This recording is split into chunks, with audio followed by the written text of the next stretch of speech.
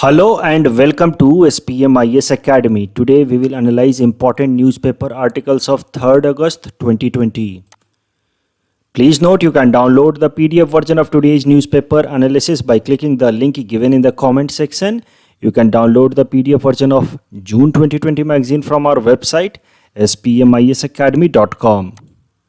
You can also join our WhatsApp group through the link given in the description section for more study materials.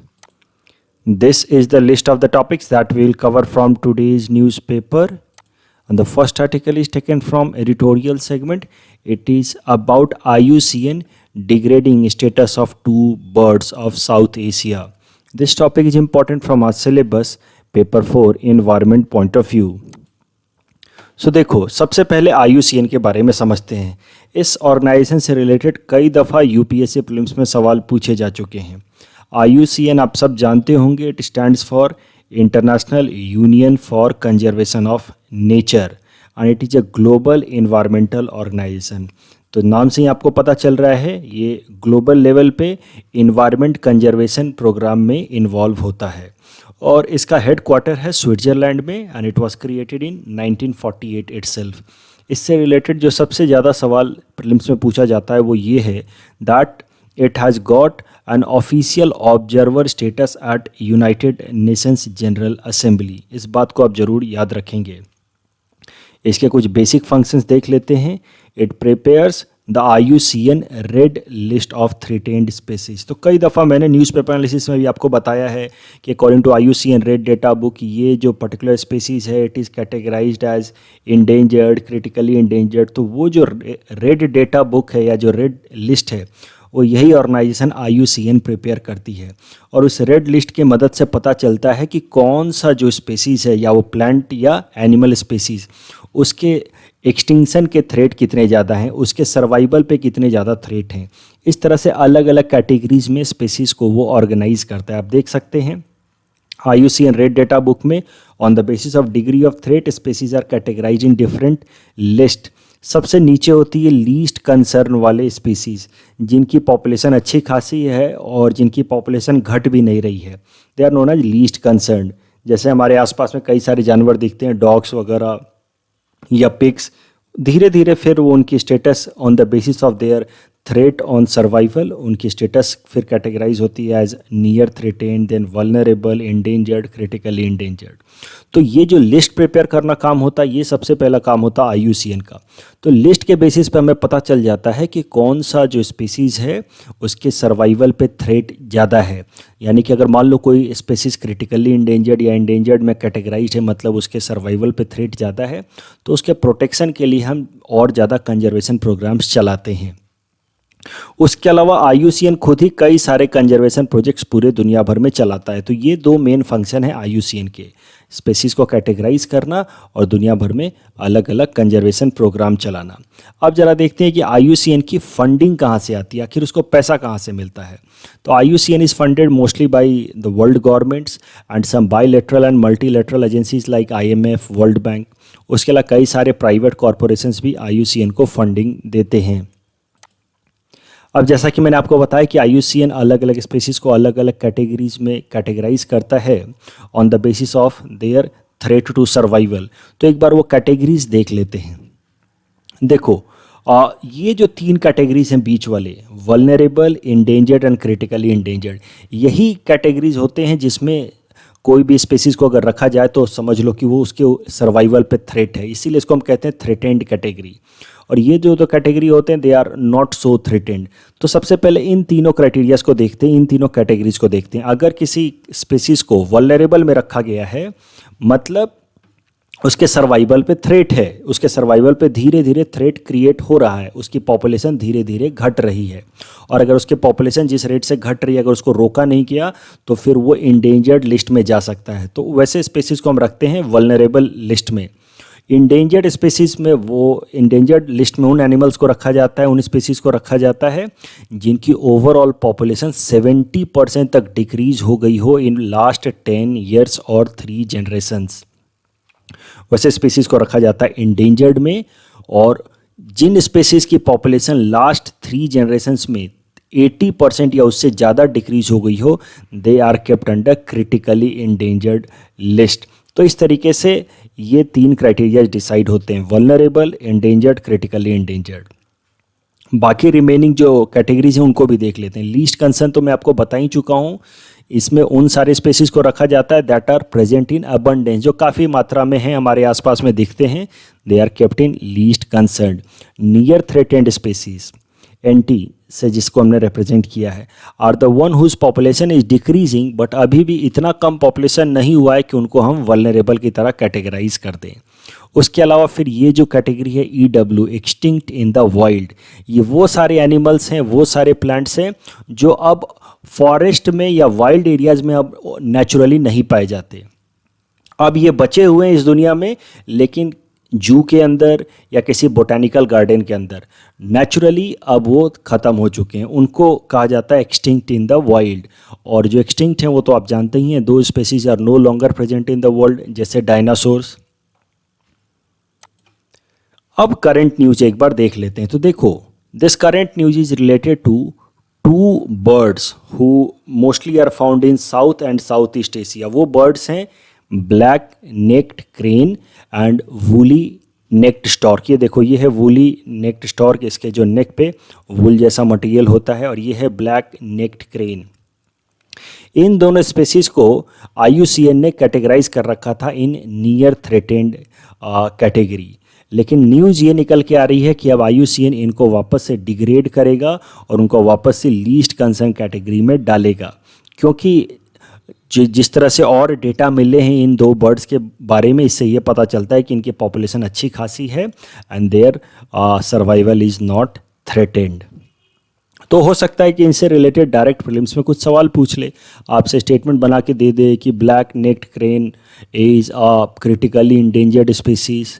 तो आप ध्यान रखना, ये news में है, तो हो सकता है इनसे सवाल पूछ लिया जाए, but they are now put in least concern category by IUCN। The next article is taken from Science and Technology segment. It is regarding NASA astronauts in SpaceX capsule make their first water landing since 1975. This topic is important from our syllabus paper for Science and Technology point of view. सबसे पहले इस article का देखो background समझ लेते हैं।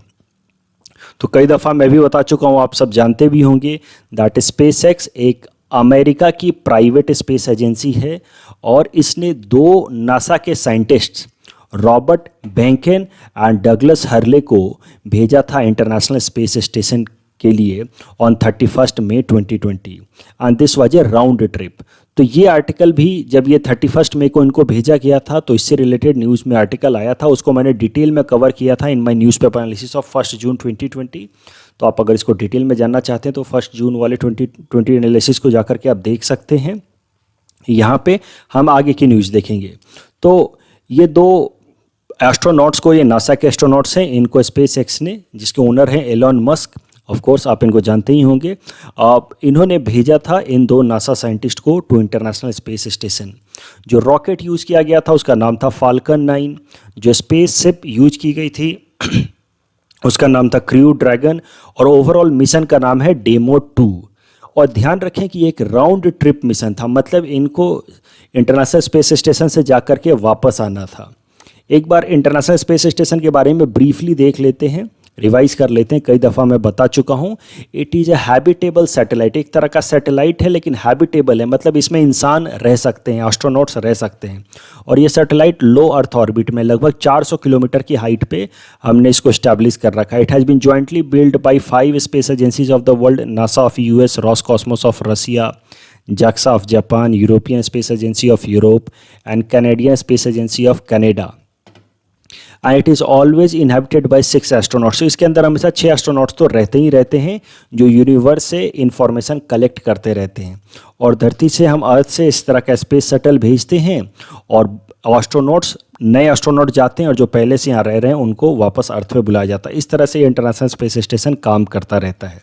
अब ये न्यूज़ ये निकल के आ रही है, देखो जैसा कि मैंने आपको बताया 31 मई को SpaceX ने फाल्कन 9 रॉकेट से भेजा था 2 एस्ट्रोनॉट्स को, इन दोनों को भेजा गया था Robert Behnken and Douglas Hurley को, और इनका जो ट्रिप था that was a round trip.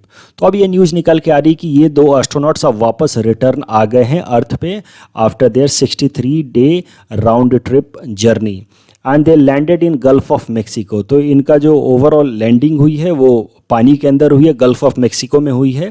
इसी कारण से इस तरह का टाइटल भी आया था that NASA astronauts in SpaceX capsule make their first water landing since 1975।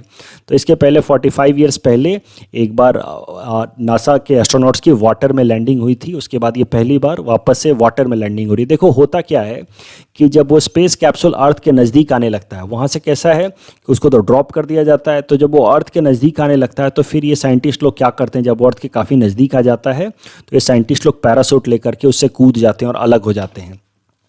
तो इस कारण से जो स्पेस कैप्सूल था जिसका नाम था क्रू ड्रैगन, जब वो अर्थ के नज़दीक आ गया तो ये जो 2 एस्ट्रोनॉट्स थे वो अपना पैरासूट लेकर के उससे अलग कूद गए और वापस से वो स्पेस कैप्सूल आकर के गल्फ ऑफ मेक्सिको में गिर गया है। अब उसको वापस से रिट्रीव किया जा रहा है ताकि उसको दोबारा इस्तेमाल उसका किया जा सके। तो ये जब ये न्यूज़ ये है कि ये पूरा का पूरा मिशन सक्सेसफुल हो चुका है। Demo 2 mission is a successful mission, एक राउंड ट्रिप मिशन था इंटरनेशनल स्पेस स्टेशन का, and this is first successful mission by a private space company जिसका नाम है डेमो 2 मिशन। अब इस मिशन का सिग्निफिकेंस समझते हैं। अगर ये जब मिशन सक्सेसफुल हो गया है तो इससे फ्यूचर में और क्या क्या चीज़ें हम उम्मीद कर सकते हैं। तो अब उम्मीद की जा सकती है कि प्राइवेट इंसान, मतलब वो इंसान जो एस्ट्रोनॉट्स नहीं हैं, वो भी जा सकते हैं इंटरनेशनल स्पेस स्टेशन पे for the purpose of sight seeing या वैकेशन या कॉर्पोरेट रिसर्च आप करने जा सकते हैं, आप अपना कॉर्पोरेट ऑफिस बना सकते हैं, ऐसी भी प्लानिंग चल रही है। स्पेस एक्स ने ऑलरेडी एक प्रोग्राम अनाउंस कर दिया है जिसके हिसाब से private human will be taken to international space station by the end of year 2020। तो 3 इंसानों को लेके जाया जाएगा इंटरनेशनल स्पेस स्टेशन पे, प्राइवेट इंसानों को जो कि एस्ट्रोनॉट्स नहीं हैं, और उनको वहाँ पे घुमा के लाया जाएगा। तो एक तरह का आप समझो कि अब कॉमर्शियलाइज करने की कोशिश की जा रही है इंटरनेशनल स्पेस स्टेशन को। उसका ओवरऑल एस्टिमेटेड कॉस्ट भी बताया है नासा ने कि अगर कोई इंसान इंटरनेशनल स्पेस स्टेशन में जाना चाहता है फॉर ए 30 डे ट्रिप तो लगभग एक बार का उसका खर्चा होगा $58 मिलियन का, प्लस $35,000 पर नाइट उसको देना होगा। तो नाउ इट इज़ बीइंग कॉमर्शियलाइज्ड, और ये मिशन डेमो 2 मिशन के सक्सेस होने के बाद अब इसके कॉमर्शियलाइजेशन के प्रोसेस को अब आगे बढ़ाया जा रहा है। The next article is taken from economy segment. It is regarding WhatsApp pay. NPCI clears deck for WhatsApp pay. This topic is important from our syllabus paper 4 Indian economy point of view. सबसे पहले समझते हैं ये WhatsApp पे है क्या। नाम से आपको पता चल रहा होगा व्हाट्सएप जैसे हम सब इस्तेमाल करते हैं, अब व्हाट्सएप का इस्तेमाल करके हम पेमेंट भी कर सकते हैं टू आवर कॉन्टैक्ट लिस्ट। इसकी मदद से हम we can send money, we can receive money, and it will be a UPI based service system, universal payment interface system इससे काम करेगा। मतलब आप किसी भी बैंक अकाउंट में पैसा भेज सकते हैं। आपके दोस्त का बैंक अकाउंट है मान लो बैंक ऑफ बड़ौदा में और आपका है स्टेट बैंक ऑफ इंडिया में, फिर भी अगर आपका आपके कॉन्टैक्ट लिस्ट में, आपके व्हाट्सएप कॉन्टैक्ट लिस्ट में उसका नंबर है तो आप उसको पैसा भेज सकते हैं। एंड दिस व्हाट्सएप पे is being regulated by national payment corporation of India NPCI। जरा समझते हैं व्हाट्सएप पे की थोड़ी हिस्ट्री समझते हैं। देखो व्हाट्सएप पे को तो लॉन्च कर दिया गया था 2 साल पहले इन फरवरी 2018, और उसका ट्रायल रन तभी सक्सेसफुल हो गया था। And this WhatsApp pay is being developed in India in partnership with ICICI bank, लेकिन इसको काफ़ी लेट हो गया। In February 2020 NPCI has given approval for roll out of this WhatsApp pay digital payment method in phased manner. उसके बाद इसका first phase start हुआ है, रोल आउट इसका स्टार्ट हुआ, जिसमें पहले फेज में लगभग 1 करोड़ व्हाट्सएप यूजर्स इसका इस्तेमाल कर सकते हैं। धीरे धीरे बाकी सारे व्हाट्सएप यूजर्स को ये सर्विस अवेलेबल कराई जाएगी। तो जरा एक बार ये भी समझते हैं कि आखिर 2 साल पहले जब इसका ट्रायल रन सक्सेसफुल हो गया था तो इसको 2 साल का वक्त क्यों लगा रोल आउट होने में। तो इसको समझने के लिए पहले हमें ये समझना होगा कि आप सब जानते हैं कि व्हाट्सएप एक US बेस्ड कंपनी है, वो इंडिया की कंपनी नहीं है।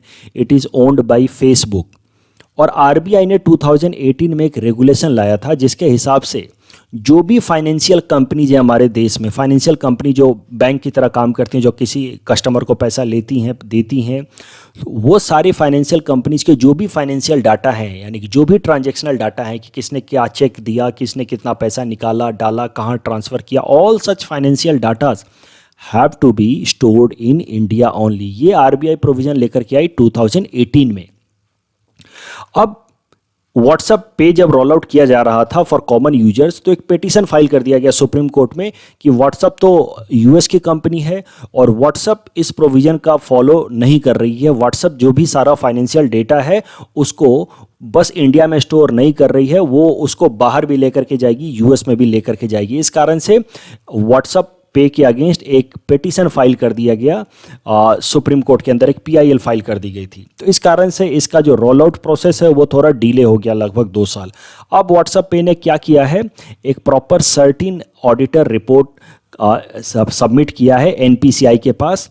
उसके बेसिस पे इसने प्रूव किया है कि जो भी फाइनेंशियल डेटाज होंगे, फाइनेंशियल ट्रांजैक्शंस होंगे, उनसे रिलेटेड डाटा सब के सब इंडिया में ही स्टोर किए जाएंगे। अब इसके बाद NPCI has allowed WhatsApp pay to start the phase 1 roll out of its payment app. तो उम्मीद की जा सकती है कि इस साल के अंत तक हम सब व्हाट्सएप पे का इस्तेमाल करेंगे। फेज 1 तो अभी स्टार्ट हो ही गया है। तो कुछ लोगों के व्हाट्सएप अकाउंट में आप देखेंगे कि इस तरह का एक एक्स्ट्रा ऑप्शन भी दिखेगा, पेमेंट ऑप्शन का। बाकी सारे तो आपको दिखते ही होंगे, चैट, नोटिफिकेशन, अब पेमेंट ऑप्शन भी आपको दिखेगा व्हाट्सएप के अंदर। अब जरा ब्रीफली समझ लेते हैं एनपीसीआई के बारे में, वो एजेंसी जिसने व्हाट्सएप पे को अलाउ किया है for giving digital payment services. तो देखो, एनपीसीआई एक कंपनी है, भारत सरकार की कंपनी है, जिसको स्टैब्लिश किया गया under section 8 of companies act, और इसको इनिशिएट किया है आरबीआई ने along with Indian banks association. तो Indian banks association is a group of 10 banks of India. They are State Bank of India, Punjab National Bank, Canara Bank, Bank of Baroda, Union Bank of India, ICICI Bank, HDFC and Citibank and HSBC. In Indian Bank Association with RBI has launched this NPCI. और NPCI के लिए एक अलग से कैसे ये काम करेगी उसको भी फिक्स किया गया, उसको भी इस्टेब्लिश किया गया है according to a law of government of India, payment and settlement system act of 2007। इसका मेन ऑब्जेक्टिव है कि हमारे देश में जो भी डिजिटल प्लेटफॉर्म्स हैं, डिजिटल पेमेंट सर्विसेज हैं, उनको रेगुलेट करे। कई सारे डिजिटल सर्विसेज है, गूगल पे है, भीम है, उन सबको रेगुलेट करता है एनपीसीआई, और उनकी हैंड होल्डिंग भी करता है, उनको गाइड करता है कि कैसे वो डिजिटल सर्विसेज को दे सकते हैं। The next article is again taken from economy segment. It is about negative return for savers may cut or hold back RBI from repo rate cut. This topic is again important from our syllabus paper 4 Indian economy point of view. तो सबसे पहले समझते हैं कि ये negative return for सेवर्स होता क्या है। It is a condition when rate of return on fixed deposit gets lower than the inflation rate. और जो अभी का सिनेरियो है इंडियन इकोनॉमी का, इसको कह सकते हैं कि this is a negative return for savers scenario of Indian economy. इसमें आप देखोगे कि inflation rate in the month of June was 6.09%, जबकि अगर स्टेट बैंक का 1 ईयर फिक्स्ड डिपॉजिट का इंटरेस्ट रेट देखें जो वो ऑफर कर रही है स्टेट बैंक ऑफ इंडिया, तो वो है 5.1%। तो जो state bank of India fixed deposit पे इंटरेस्ट ऑफर कर रही है वो कम है, जबकि इन्फ्लेशन, महंगाई रेट ज़्यादा है। ऐसे सिनेरियो को हम कहते हैं निगेटिव रिटर्न फॉर सेवर्स। इसको निगेटिव रिटर्न फॉर सेवर्स क्यों कहते हैं वो भी जरा समझते हैं।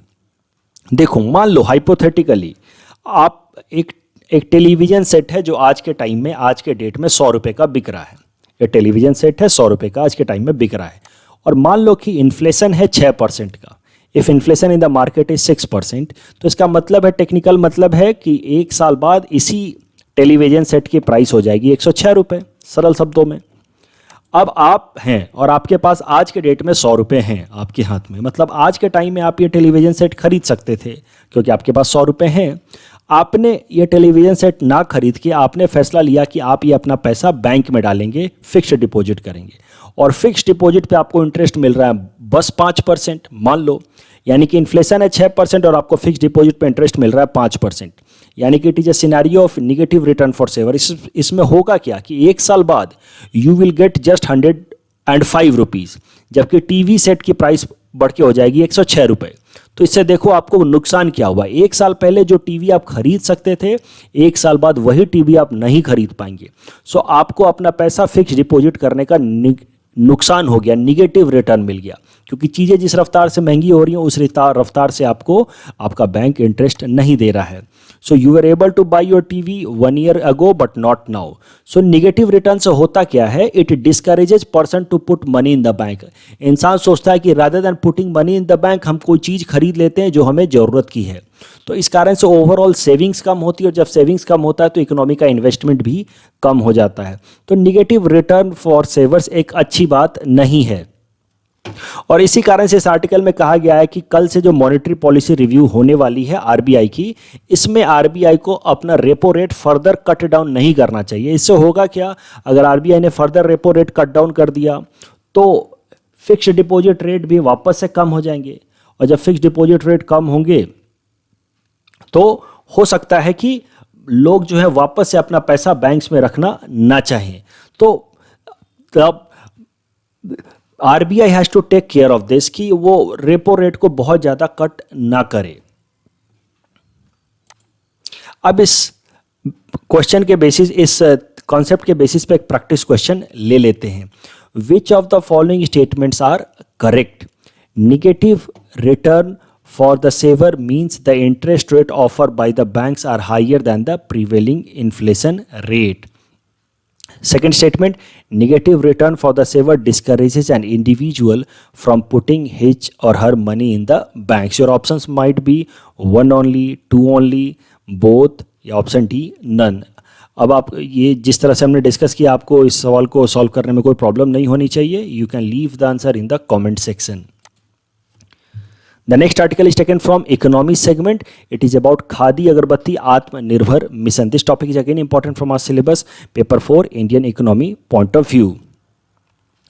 So देखो, खादी अगरबत्ती आत्मनिर्भर मिशन के बारे में समझते हैं। दिस मिशन का इसका पर्पस है to provide hand holding support. Bharat सरकार सपोर्ट करेगी जो हमारे देश के अगरबत्ती बनाने वाले आर्टिस्ट हैं, आर्टिसंस हैं, अगरबत्ती बनाने वाली इंडस्ट्री है। इससे होगा क्या कि एम्प्लॉयमेंट जनरेट होगा अगरबत्ती इंडस्ट्री में, और ओवरऑल जीडीपी को भी सपोर्ट मिलेगा। अगर आप देखो तो अभी बहुत सारी अगरबत्ती हमारे यहाँ पे इंपोर्ट होती है।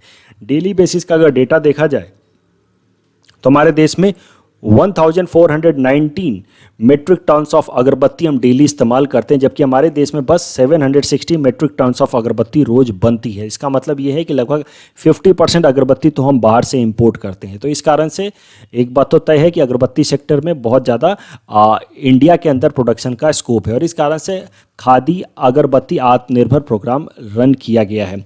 This programme has been designed by Khadi and Village Industry Commission KVIC, and it will run in PPP mode.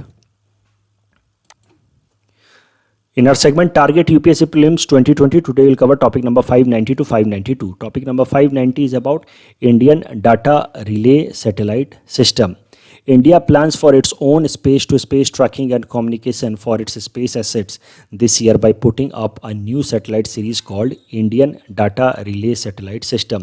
Two Indian Data Relay Satellite System satellites will be placed in geostationary orbit, enabling satellite-to-satellite communication and transfer of data. It will track, send, and receive real-time information from all other Indian satellites, in particular those in low Earth orbits which have limited coverage of Earth. It will also be useful in monitoring launches and benefiting crew members of the Gaganyaan mission, ensuring mission control throughout their travel. And with this, India will join US, China, Japan, Europe, who have already this DRS, Data Relay Satellite System. Please attempt this question based on topic number 590. Topic number 591 is about Global Innovation and Technology Alliance, GITA. This is a public-private partnership between Technology Development Board, Department of Science and Technology, Government of India, and India's Apex Industry Association Confederation, CII. Objective is to promote technological innovation in India, and this is working with other 8 countries and adding further energy, momentum, and scale. It is not headed by any government officer. Please attempt this question based on topic number 591. Topic number 592 is about OSIRIS-REx. OSIRIS-REx is NASA's project that will bring an asteroid sample on Earth for the first time. Please attempt this question that is based on topic number 592. This is the answer of 587 to 589 that we had given in yesterday's newspaper analysis. Please attempt today's question and you can submit the answer in the comment section. We will be sharing answer of these questions in tomorrow's newspaper analysis. That's all from our side for today. Thanks for watching.